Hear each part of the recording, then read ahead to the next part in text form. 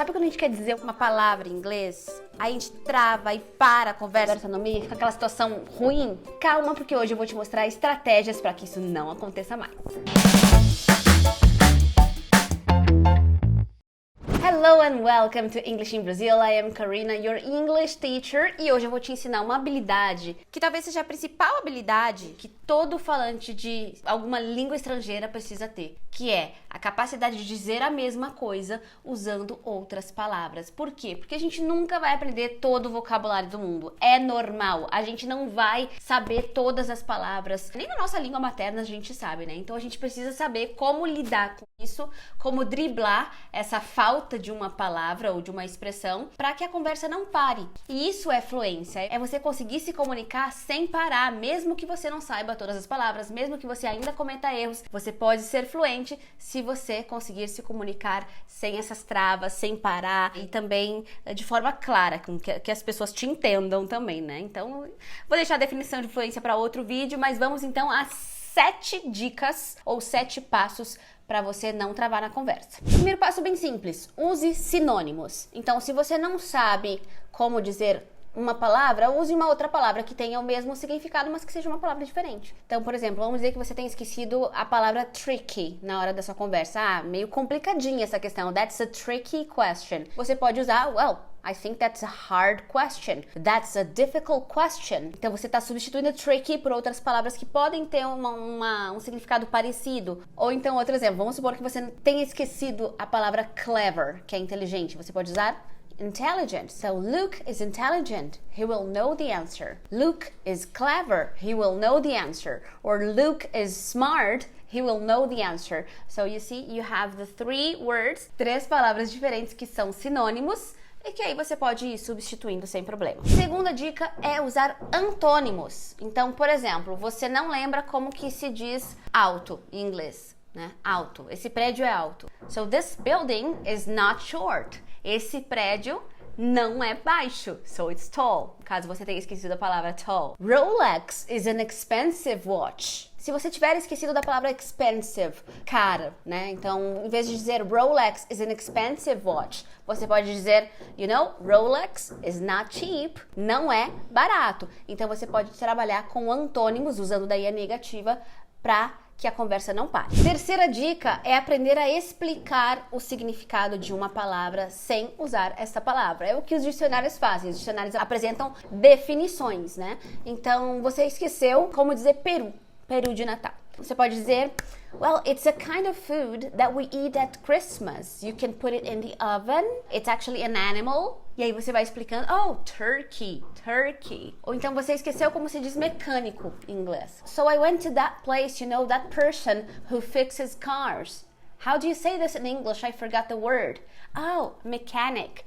Mechanic. So it's important to learn how to explain the meaning of the words. Então assim você explica sem usar a palavra. E eu vou te mostrar já um exemplo disso, mais exemplos para você praticar através de uma aula que eu fiz no Cambly, uma aula em grupo, porque agora o Cambly tem aulas em grupo, é muito legal. A gente fez um game aí de tentar adivinhar a palavra. E nesse mês o Cambly tá com uma campanha muito legal, que o seu inglês não precisa ser perfeito, ele precisa ser real. Então, ainda que você sinta que seu inglês, sei lá, não é perfeito, afinal, o que é perfeito, que você comete erros e tal, o mais importante é que você use o idioma como uma ferramenta de comunicação, para que você consiga expressar suas opiniões e, inclusive, fazer aulas no Cambly, que é essa plataforma para você fazer aulas de conversação individuais ou em grupo. Eles estão, nesse momento, com desconto em todos os planos anuais, mas é só por 48 horas, viu? Só para quem clicou aqui logo nesse vídeo. Eles têm planos a partir de R$ 68, aulas em grupo por mês, uma vez por semana, olha que legal. Então é só usar esse meu código que está aparecendo aí e clicar aqui no link da descrição para que você consiga acessar esses descontos. E vamos ver agora um trechinho dessa aula que eu fiz para ver se você consegue adivinhar as palavras que a gente está descrevendo. So this is a fixture in houses, usually in countries where it's more cold, and it's used to heat up a room. It's a heater. It's a heater, and sometimes in the United Kingdom we call it a radiator. Something you do when you are hungry. Eat. No, actually, something you do, not eating. You go to the restaurant. You call delivery. You order a pizza? You order something? Yeah, no, you do it in home. Home? Ah, you And cook. Yeah. Okay. You know when you hurt a part of your body because of your shoes, for example, and then you have like, it's like a bubble, but it's not a bubble. You see something in your foot, on your foot. Yeah, begins with P, right? Is it a blister? It's a blister. Yeah. Yeah. I didn't know this word. Divertido, né? Ficar brincando de adivinhar. E na verdade, a palavra blister que eu falei ali no vídeo, eu usei essa palavra porque isso aconteceu na vida real. Eu queria dizer em uma viagem que eu fiz uma bolha no pé e eu não lembrava como dizer. Aí eu fiz uma descrição do jeito que eu fiz ali. It's like a bubble, but it's not a bubble. When your foot is hurt. E aí a pessoa adivinhou e falou, oh, it's a blister. E aconteceu a mesma coisa aqui no Cambly. Então a minha estratégia funcionou tanto lá na minha viagem quanto ali no Cambly, porque o professor conseguiu adivinhar. E vamos logo para a quarta dica, que é, na verdade, mudar a sua frase como um todo para não usar aquela palavra. Então vamos falar de blister. Você quer falar uma bolha no pé. Você tá com uma bolha no pé e você não sabe falar bolha. Você pode fazer como eu fiz ali, de escrever, ou você pode simplesmente dizer, you know, I hurt my foot. Eu machuquei meu pé. I hurt my foot.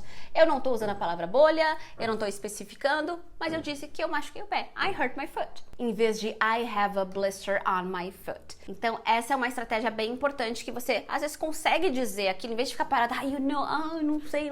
Elimina essa palavra e fala de outro jeito, que muitas vezes você vai conseguir se expressar bem de qualquer forma. A quinta dica pode parecer estranha, mas é verdade. Use o português. Na aula que eu fiz ali no Cambly, o professor descreveu um calo. E aí, eu não sabia falar calo em inglês, eu não lembrei na hora. E aí ele falou, como é que se diz em português? Eu falei, calo. E ele, então, é exatamente como no inglês, callous. Callous. Então, tá vendo? Muitas vezes, pela origem da palavra, se ela for parecida do português e do inglês, a pessoa pode acabar adivinhando o que você quer dizer, porque dependendo da palavra, pode haver essa similaridade. Não vai ser sempre, tá, gente? Nem sempre essa dica vai funcionar, mas pode funcionar. Por exemplo, computador, é computador, computer. Natural, natural. Então, tem tantas palavras que são parecidas, né, no inglês e no português, então é possível que ajude. No caso do calo, ajudou. Sexta dica, use palavras como whatchamacallit no lugar da palavra que tá faltando. Quê? Que palavra é essa? Então, whatchamacallit quer dizer algo como esse treco, esse troço, essa coisa, whatchamacallit. Então, por exemplo, I can't find the whatchamacallit we use to beat the cake. Então, eu não consigo achar esse troço aí que a gente usa pra bater o bolo. Ou então, I need whatchamacallit, something we use to close the door. Então, você pode usar esse whatchamacallit como um troço pra substituir, né? Você pode também falar the stuff, essa coisa, ou the thing, essa coisa também, mas esse whatchamacallit é legal, assim, é bem diferente pra usar e é bem usado mesmo, viu? E a última dica é universal, gente. Use gestures. Então é claro que isso você já vai fazer, não precisa eu dizer, mas se você não lembra uma palavra, você pode usar um gesto para que você comunique aquilo que você quer dizer. Então a comunicação é tanto verbal como não verbal também. Então, you know that thing we used to do this? Aquela coisa que a gente usa para fazer isso? Beleza, é o whisk para bater o bolo ou alguma coisa assim. Então, não tenha medo de usar gestos. As pessoas vão normalmente se esforçar para te entender, mas o importante é que você não fique ali travado ou pior ainda, quieto, calado, por medo de chegar um momento que você não saiba falar algo. Uma última observação aqui, isso é para sua comunicação no dia a dia. Agora, se você for fazer uma apresentação, uma entrevista de emprego, alguma coisa, é bem importante que você estude o vocabulário que você vai precisar. Você pode praticar em aulas no Cambly, você pode escrever textos, você pode ler bastante, anotar,